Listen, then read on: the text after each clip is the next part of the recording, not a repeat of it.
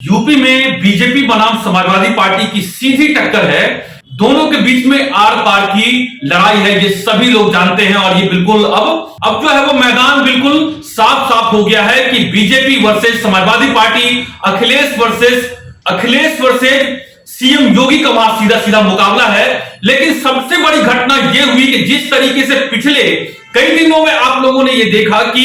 लगातार दारा सिंह चौहान, इसके अलावा स्वामी प्रसाद मौर्य, ये सभी लोग जब समाजवादी पार्टी को ज्वाइन किया तो एक तरीके से भूचाल आ गया। सभी लोगों ने ये कहा कि आरोप ये लगाया कि ओबीसी और जो पिछड़े हैं, दलित हैं, उसका जो है बीजेपी में सम्मान नहीं हो रहा है। और समाजवादी पार्टी लगातार इस बात का जो है समाजवादी पार्टी लगातार इसका श्रेय जो है लेने की कोशिश कर रही थी और बीजेपी के लिए पिछड़ा विरोधी और दलित विरोधी होने के लिए लगातार हमलावर हो रही थी। लेकिन बीजेपी ने उसी के स्टाइल में, समाजवादी पार्टी के स्टाइल में जवाब दिया है और बीजेपी ने समाजवादी पार्टी के परिवार के ही लोगों को तोड़कर अपने पार्टी में शामिल कर लिया है। हालांकि कितना इसका चुनाव में फायदा होगा ये तो वक्त बताएगा, लेकिन समाजवादी पार्टी के परिवार की बहू या फिर यूं कहें मुलायम सिंह यादव की बहू अपर्णा यादव आज बीजेपी में शामिल हो गई। एक तरफ आप देख सकते हैं डिप्टी सीएम यूपी के हैं और दूसरी तरफ आप तस्वीरों में देख सकते हैं स्वतंत्र देव हैं जो यूपी बीजेपी के प्रभारी हैं। एक सांकेतिक मैसेज है, यह भी मैं आपको बताने की कोशिश करूंगी। लेकिन एक के बाद एक पिछले 2-3 दिनों के घटनाक्रम को देखें तो लगातार समाजवादी पार्टी को एक के बाद एक झटके लग रहे हैं या फिर बीजेपी ने अपने चाल जो है अब चलने शुरू कर दिए हैं। और आप ये देखिए किस तरीके से पल पल जो है यूपी में जो है वो राजनीतिक सियासत बदलती जा रही है। एक के बाद एक क्या घटनाक्रम हुआ है और कैसे एक के बाद एक बीजेपी ने या फिर यूं कहें कि यूपी में समाजवादी पार्टी या फिर अखिलेश को 4-4 झटके लगे हैं, वो मैं इस वीडियो में आपको बताऊंगा। मैं हूं पंकज कुमार और आप सभी लोगों का स्वागत है यूपी की बात में। आज अपर्णा यादव, मुलायम सिंह यादव की छोटी बहू आज बीजेपी में शामिल हो गई और बीजेपी में शामिल होते ही उसने सबसे पहले समाजवादी पार्टी पर हमलावर हो गई। इतना ही नहीं, उन्होंने इस बात को लेकर के लगातार जिस बात को लेकर के समाजवादी पार्टी की आलोचना होती है शासन व्यवस्था को लेकर के, उसी शासन व्यवस्था पर आज आप ये देखिए अपर्णा यादव आज मोदी जी की तारीफ करती है, जो योगी जी हैं उसके सुशासन की तारीफ करती है और ये कहती है कि वो बीजेपी के कामकाज से प्रभावित होकर ही बीजेपी में ज्वाइन किया है। हालांकि अपर्णा यादव के शामिल होने से जो यादव वोट बैंक है या फिर पिछड़ा वोट बैंक है, कितना बीजेपी को फायदा होगा इसके बारे में अभी कयास ही लगाए जा सकते हैं। लेकिन देखिए, अपर्णा यादव के बीजेपी में शामिल होने से कोई बहुत बड़ा यादव वोट बैंक बीजेपी में शिफ्ट हो जाएगा या फिर कोई पिछड़ा वोट बैंक बीजेपी में शिफ्ट हो जाएगा, ये बिल्कुल भी इसको मान करके नहीं चलना चाहिए। हाँ, लेकिन इतना जरूर है कि जिस तरीके से चेहरों की राजनीति होती है, प्रतीकों की राजनीति होती है, तो यहां भी बीजेपी ने एक संदेश देने की कोशिश की है कि अगर हमारी पार्टी से कुछ लोग आपके पार्टी में गए हैं तो आपके पार्टी तो छोड़िए, हमने आपके परिवार के ही लोगों को तोड़ करके अपने पार्टी में शामिल कर लिया। जिसमें अपर्णा यादव अगर राजनीतिक इसको सुर्खियां बटोरने के तौर पे कहें तो एक बड़ा मैसेज देने की कोशिश बीजेपी ने की है। इतना ही नहीं, कुछ दिन पहले आपको याद होगा कि मुलायम सिंह यादव के जो समधी हैं उनको भी उसने तोड़ करके अपने पार्टी में बीजेपी ने ज्वाइन करा लिया। इसके अलावा जो समाजवादी पार्टी के या फिर मुलायम सिंह यादव के जो साड़ू हैं वो भी बीजेपी में शामिल हो गए हैं। इन सब के आने से कोई ऐसा नहीं है कि उत्तर प्रदेश के जो यादव हैं वो अखिलेश का दामन छोड़ करके बीजेपी के साथ चले जाएंगे, लेकिन बीजेपी ने एक झटका देने की कोशिश की है और अपने वोटरों के बीच में या फिर पिछड़ों के बीच में एक संदेश देने की कोशिश की है कि देखिए, जो समाजवादी पार्टी या अखिलेश यादव जो आरोप लगा रहे हैं वो सीधी तौर पे ऐसी बात नहीं है। दूसरी बात, आप एक तस्वीर देखिए, इस तस्वीर में आप ये तस्वीर देख रहे हैं, इस तस्वीर में आप देखेंगे कि एक बीच में अपर्णा यादव है, दूसरी तरफ आप देखेंगे कि स्वतंत्र देव हैं जो यूपी बीजेपी के प्रभारी हैं, दूसरे तरफ आप देखिए कि एक तरफ देखिए केशव प्रसाद मौर्य हैं और आप देखेंगे कि वो डिप्टी सीएम है। ये दोनों चेहरे जो है पहले से बीजेपी में हैं और ये दोनों नेता बीजेपी के पिछड़ी बिरादरी से आते हैं। अपर्णा यादव आप देखिए सेंटर में है। तो ये तस्वीर बताने की कोशिश ये है कि किस तरीके से पिछड़ों के साथ बीजेपी यूपी में खड़ी है। और आपको बताऊं कि ये यूपी में इलेक्शन जो हो रहा है वो अपने आप में बहुत अलग इस मायने में है कि पहली बार ऐसा हो रहा है कि लंबे समय के बाद पिछड़ों का पहली बार यूपी में इतना ज्यादा महत्व दिया जा रहा है, या फिर यूं कहें कि पिछड़ों को लेकर के सेंटर पॉलिटिक्स हो रही है यूपी में। ये अच्छी बात है। ये उस यूपी के 55% अगर एनएसएसओ को आंकड़े को माने, ये मेरा कोई आंकड़ा नहीं है बल्कि ये सरकार की जो संस्था है एनएसएसओ, इनके आंकड़ों को माने तो करीब यूपी में करीब 50 से 55% पिछड़ी आबादी, पिछड़ी जाति की आबादियां वहां रहती है। तो उसके हिसाब से आप देखिए एक बड़ा संदेश देने की कोशिश इस तस्वीरों के माध्यम से है। एक बड़ा महत्व क्या है आप देखिए, अपर्णा यादव कितना मायने रखता है या इसका ज्वाइन होना बीजेपी में कितना मायने रखता है कि इसके ज्वाइनिंग के साथ ही आप ये देखें कि एक तरफ आप देखिए योगी आदित्यनाथ हैं, बीजेपी के जो राष्ट्रीय अध्यक्ष हैं जेपी नड्डा जी वो साथ हैं, और तमाम जो नेता लोग हैं बड़े चेहरे वो इसका वेलकम करते हैं, स्वागत करते हैं। तो एक संदेश देने की कोशिश है कि देखिए किस तरीके से, और सबके चेहरे यहां पर मुस्कुरा रहे हैं, तो एक संदेश देने की कोशिश है। यह राजनीतिक दांव पेच है, इस बात को समझने की कोशिश है। दूसरा झटका क्या है आपको मैं बताता हूं। दूसरा झटका क्या है कि कुछ दिनों पहले चित्रकूट में संत समाज की एक बैठक हुई थी और यह बैठक बीएचपी ने बुलाई थी। बीएचपी का मकसद सीधा सीधा ये है कि जाहिर सी बात है कि बीएचपी का मकसद ये था संत समाज को बुला करके कि एक आह्वान करना, चिंतन करना, जिस तरीके से गोलबंदी समाजवादी पार्टी कर रही है और दूसरी तरफ जो है एक तरफ से है बीजेपी है, और बीएचपी के लिए राम मंदिर एक बड़ा मुद्दा रहा है और उसमें एक तरीके से हुंकार भरी है संत समाज के लोगों ने। पहली बार ऐसा हो रहा है कि किसी सरकार को बनाने के लिए संत समाज ने एकजुट होकर के यह हुंकार भरी है और उन्होंने कैंपेन करना एक तरीके से शुरू कर दिया है। ये संदेश देने की कोशिश की है कि अयोध्या में जो भव्य राम मंदिर बन रहा है, जो सदियों से सालों से अटका पड़ा था, वो अगर योगी आदित्यनाथ या बीजेपी की सरकार यूपी में नहीं बनती है तो फिर से ये राम मंदिर जो निर्माण है वो रुक जाएगा, समाजवादी पार्टी उसको लटका देगी, किसी न किसी बहाने से ये रुक जाएगा और फिर जो है लोगों को एक लंबा इंतजार करना पड़ेगा। तो ये देखिए दूसरा संदेश जो है वो संत समाज के माध्यम से, क्योंकि यूपी में आप देखिए अयोध्या हो गया या फिर आपको मथुरा हो गया, काशी हो गया, इसके अलावा वाराणसी हो गया, ये तमाम जो है वो बड़े इनके जो है एक तरीके से इनका प्रभाव रहा है। चित्रकूट हो गया, इन सब में संत समाज का प्रभाव रहा है और सब तमाम उनके अपने अपने अनुयायी हैं, वहां के माध्यम से देने की कोशिश की है। तीसरा बड़ा झटका क्या लगा है आपको मैं बताता हूं। तीसरा बड़ा झटका चंद्रशेखर आजाद ने दिया। चंद्रशेखर आजाद जो दलितों के सबसे बड़े चेहरे के तौर पे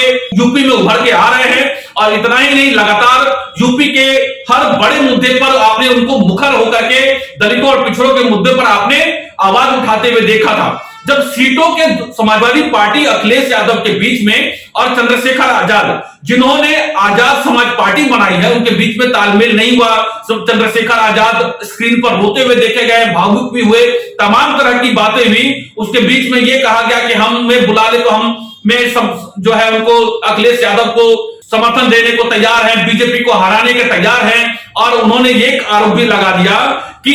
अखिलेश यादव का दिल बड़ा नहीं है और जो ये कहते हैं कि दलितों और पिछड़ों के लिए वो काम करेंगे, तो जब उनकी बात नहीं सुनेगी तो वो दलित हितैषी नहीं है। तो एक बिल्कुल पत्ता साफ हो गया कि जो अखिलेश यादव दलितों के हितैषी बनने को लेकर के बिल्कुल लामबंद हो रहे थे, तो एक बड़ा आरोप कि बीएसपी के साथ कोई गठबंधन नहीं है। दूसरा चंद्रशेखर आजाद ने एक बड़ा आरोप लगा दिया कि उन्होंने बड़े भाई के नाते और मैं तो छोटा भाई होने के नाते कुछ सीट को लेकर के बात हुई थी, लेकिन वो बात नहीं बन पाई और किसने धोखा दिया वो समाज जानता है। तो एक बड़ा आरोप कि दलित समाज की तरफ से समाजवादी पार्टी के मुखिया अखिलेश यादव फिर बाद में उन्होंने किस तरीके से समाजवादी पार्टी के अखिलेश यादव ने उसके जवाब में प्रेस कॉन्फ्रेंस किया और उन्होंने कहा कि अगर आप हमें समर्थन देना चाहते हैं और बीजेपी को दूर करना चाहते हैं सत्ता से, तो हमें आप समर्थन दीजिए, किसने रोका है आपको। लेकिन सबसे बड़ी बात इन तमाम घटनाओं के बीच में यह बात हुई कि चंद्रशेखर आजाद ने इन तमाम नाटकीय घटनाक्रम जो राजनीतिक घटनाक्रम हुआ उसके बाद चंद्रशेखर आजाद ने यह घोषणा कर दी और उन्होंने एक दो नहीं बल्कि 33-34 सीटों पे, खास तौर पे जो पश्चिमी यूपी है, जो बहुत बड़ा एक रणनीतिक हथियार था समाजवादी पार्टी के लिए। और समाजवादी पार्टी ने आरएलडी के साथ, जयंत चौधरी के साथ एक कॉम्बिनेशन जो बनाया था, जिसमें जाट, यादव, मुस्लिम का ये कॉम्बिनेशन था, ये बहुत अच्छा कॉम्बिनेशन था। और पश्चिमी यूपी में इसकी अपनी एक, अगर ये कामयाब हो जाता तो समाजवादी पार्टी जो पहला इलेक्शन है, दूसरा फेज का इलेक्शन है, उसमें लीड ले लेती। और बीजेपी ने इसी को, आप ये देखें कि आप चंद्रशेखर आजाद ने जो अपने कैंडिडेट की घोषणा की है, इन तमाम सीटों पर उसने अपने कैंडिडेट उतारने की घोषणा कर दी है। इतना ही नहीं, उसने ये कहा है कि आगे आगे देखिए होता है क्या, और जैसे जैसे वो होगा वो अपने बाकी जगह पर भी चंद्रशेखर आजाद, जो दलित के सबसे बड़े चेहरे, युवा चेहरे के तौर पर उभर के आ रहे हैं, उन्होंने साफ कर दिया है। तो पहली बात देखिए कि बसपा बिल्कुल अलग लड़ रही है, तो वो जो दलित वोट बैंक को अपने तरफ कोशिश करने की थी समाजवादी पार्टी की, वो उसमें बिल्कुल नाकामयाब हो गए। बहुजन जो वोटर है, जिसमें दलित वोटर जो है, जिसमें चंद्रशेखर आजाद एक युवा उभरते हुए लीडर के तौर पे हैं, और लगातार भीम आर्मी के जरिए उन्होंने जो एक संघर्ष किया है, उन्होंने अपने बिल्कुल, आप ये देखिए कि कैंडिडेट उतार दिए हैं। तो आप समझिए, इससे तो बिल्कुल समाजवादी पार्टी में जो है दलितों का वोट जो है एक तरीके से पत्ता कट गया। रह गई बात, इसमें जो बात पश्चिमी यूपी में जो इन्होंने की थी, इसमें बीजेपी ने सेंधमारी कर दी। और बीजेपी के लिए बड़ा चुनौतीपूर्ण कार्य था। अखिलेश यादव ने, जयंत चौधरी ने मिलकर बनाया है, जाट, अल्पसंख्यक और यादवों का जो कॉम्बिनेशन है, ये बन जाता है, ये बहुत मजबूत कॉम्बिनेशन है। और अगर ये बन जाता है और ये बिल्कुल धरातल पर उतरता है, जो फेज 1 है, फेज 2 है, इसमें तो एक तरीके से अगर ये लीड ले लेती है समाजवादी पार्टी, तो समझिए कि सरकार बनाने की संभावनाएं बहुत मजबूत हो जाती है। लेकिन उसके तौर पे देखें कि यहां पर बीजेपी ने अपने केंद्रीय मंत्री जो संजीव बालियान है, जो जाट नेता है, जो जाट लैंड में इनकी अपनी मजबूत पकड़ है, और संजीव बालियान की मुलाकात होती है वो नरेश टिकैत से होती है। नरेश टिकैत कौन है? ये राकेश टिकैत के भाई हैं। तो टिकैत से मुलाकात होती है, संजीव बालियान की बातचीत होती है, और बातचीत के बाद जो टिकैत परिवार या टिकैत गुट जो है वो बीजेपी के खिलाफ बोलता हुआ दिख रहा था, या समर्थन समाजवादी पार्टी को देता हुआ दिख रहा था। इस मुलाकात के बाद जो है टिकैत परिवार के या टिकैत भाइयों की सुर जो है वो बदले बदले से नजर आ रहे हैं। तो बीजेपी ने एक बड़ा खेला जो है यहां पर भी कर दिया है। दूसरी बात यह है कि बीजेपी इस बात को संदेश देने की कोशिश कर रही है कि जिस तरीके से यूपी में 2013 में मुजफ्फरनगर में जो दंगे हुए, वो जाट समुदाय भूला नहीं होगा। और पश्चिम यूपी में अगर जाट समुदाय को सबसे ज्यादा अगर घाव आज भी हरे हैं, 2013 में मुजफ्फरनगर में जो दंगे हुए, उस वक्त समाजवादी पार्टी की सरकार यूपी में थी, और जिस तरीके से वहां पे उनकी बहू बेटियों के साथ, उनके बच्चों के साथ जो वहां पर उनके साथ घटना घटी, उससे जाट समाज बहुत ही आक्रोशित था। और यही वजह है कि आप देखें जो पश्चिमी यूपी में जयंत चौधरी है, उसकी पार्टी का सफाया हो गया। शायद एक सीट मिली थी या शायद सीट नहीं मिली थी, जहां तक मुझे जानकारी है। जयंत चौधरी को 2017 में आरएलडी की जो गढ़ माना जाता है, वहां शायद उनकी पार्टी एक सीट पर सिमट कर रह गई, और बीजेपी को बहुत फायदा जो है वो पश्चिमी यूपी में हुआ था। उसकी सबसे बड़ी बात ये थी कि वहां पर जाट जो है वो पूरी तरीके से, और जो जितने भी पिछड़ा है वो पूरी तरीके से बीजेपी के समर्थन में आ गए थे। और यही बात बीजेपी ने ये संदेश देने की कोशिश की है, और जाटों के बीच में एक मैसेज देने की कोशिश की है कि किस तरीके से अगर वहां पर समाजवादी पार्टी अगर आरएलडी के साथ गठबंधन हुआ है, तो इसका किस तरीके से उनके बहू बेटियों पर नुकसान होगा, या फिर किस तरीके से उनकी बहू बेटियां असुरक्षित होगी। तो कानून व्यवस्था और इस तरह सुरक्षा का मामला, इस पूरे मामले को उभार करके वहां बीजेपी पश्चिमी जो यूपी है वहां पर पूरा जो फर्स्ट फेज, सेकंड फेज में पूरा जो चुनाव होना है उस पे अपनी बढ़त हासिल करना चाहती है। और देखिए संजीव बालियान जो बीजेपी के नेता हैं, जब वहां पहुंचते हैं तो उसका टिकैत परिवार स्वागत भी करती है। उसके बाद टिकैत जो गुट है उसका जो है सुर भी बदल जाता है, और वहां पर आप देखें तमाम जाटों के बीच में एक तरीके से गोलबंदी दूसरी तरीके से हो रही है। ये जरूरी नहीं है कि जयंत चौधरी का समाजवादी पार्टी के साथ गठबंधन होने का मतलब ये है कि सारे जाट उनकी बात मान जाएंगे, ये कोई बिल्कुल जरूरी नहीं है। उस तरीके से ही जिस तरीके से अपर्णा यादव के बीजेपी में शामिल होने से सारे यादव बीजेपी को वोट दे देंगे। तो आप ये देखें कि एक के बाद एक अपर्णा यादव का बीजेपी में शामिल होना एक जो है वो चेहरे के तौर पे संदेश देने की कोशिश है दूसरा झटका जो चित्रकूट में संत समाज ने जो लिया है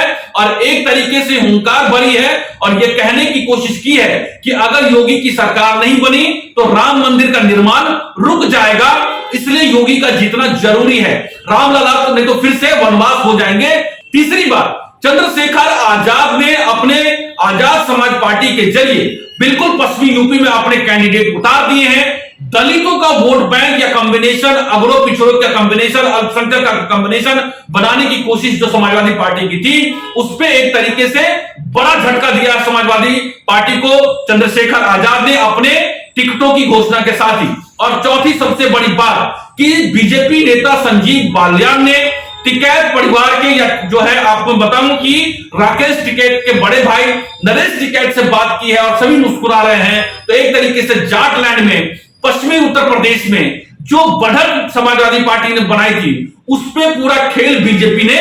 कर दिया है। तो ये एक के बाद एक झटके हैं और आपको मैं बताऊं कि पूरे यूपी में जो मुकाबला है वो समाजवादी पार्टी, समाजवादी बनाम बीजेपी का है और उसमें एक के बाद एक जो है बीजेपी ने, आप देखें कि ये लगातार बीजेपी को भी आप देखेंगे जो सीटों की घोषणा हो रही है उसमें बाकायदा ये जो चुनाव हो रहा है वो जाति आधारित ही चुनाव हो रहे हैं और बीजेपी खुलकर नाम ले रही है कि हमने जो है 60% से ज्यादा पिछड़ों को टिकट दिए हैं, हमने इतने जो है जाटों को टिकट दिया है, हमने ब्राह्मणों को टिकट दिया है, ठाकुरों को टिकट दिया है और बिल्कुल वो संदेश देने की कोशिश की है कि किस तरीके से बीजेपी दलित, पिछड़े और तमाम जातियों को लेकर के चल रही है। लेकिन इन तमाम बातों में बात यह है कि बीजेपी ने अपने जो लिस्ट अभी तक पहली सूची जारी की है और तमाम जो लिस्ट आ रही है उसमें उन तमाम जगहों पर जो खास तौर पे जो अल्पसंख्यक जो कैंडिडेट है उसमें उन्होंने कोई दाव नहीं खेला है,